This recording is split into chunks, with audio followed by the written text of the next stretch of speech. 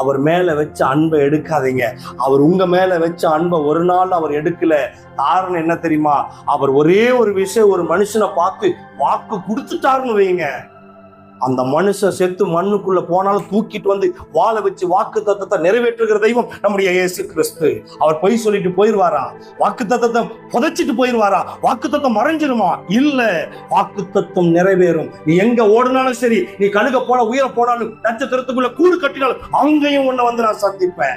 அதுதான் தாவீது சொன்னார், ஆண்டவரே பாதாளத்துல போய் படுக்கை போட்டாலும் நீர் அங்கேயும் வருகிறீர் என்று சொன்னார். காரணம் என்ன தெரியுமா? நீ எங்க போனாலும் சரி, தரிசனம்னு ஒண்ணு இருக்குமானால், அவர் உயிர் தெழுந்தது எப்படியோ போறதுக்கு அல்ல, வாக்கு தத்தத்தை மறைக்கிறதுக்கு அல்ல, வாக்கு தத்தத்தை மாத்துகிறதுக்கு அல்ல, அது தரிசனம் நிறைவேறாம போகிறதுக்கு அல்ல, தரிசனத்தையும் திட்டத்தையும் வாக்கு தத்தத்தையும் நிறைவேற்றுகிறதற்காகவே அநேக பாடுகளை ஜெயித்து உயிர் தெழுந்து வந்தவர். அல்லேலூயா. அந்த உயிர் தெழுந்த இயேசு கிறிஸ்துவை நீங்கள் தயவு செய்து விட்டு விடாதீர்கள். அவரை உங்களுடைய இருதயத்தில் விதைத்துக் கொள்ளுங்கள். அவருடைய வார்த்தையை இருதயத்தில் எழுதி கொள்ளுங்கள். நிச்சயமா அந்த உயிர்த்தெழுந்த இயேசு கிறிஸ்து உங்களுடைய வாழ்க்கையில் இருக்கிற தடைகளை உடைத்து, உங்க பிரச்சனைகளை மாற்றி, உங்க கண்ணீரை துடைத்து, அநேக போராட்டங்களை மாற்றி, இந்த தத்தளிப்பின் பாத்திரத்தை பிடுங்கி, அவருடைய நேரம் வரும் பொழுது உங்களுக்கென்று வைக்கப்பட்ட தரிசனம் இன்னும் வைக்கப்பட்டு தான் இருக்கிறது.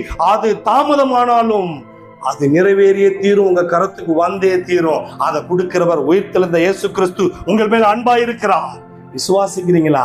தெய்வத்தினுடைய மகிமையை காண்பீர்கள்.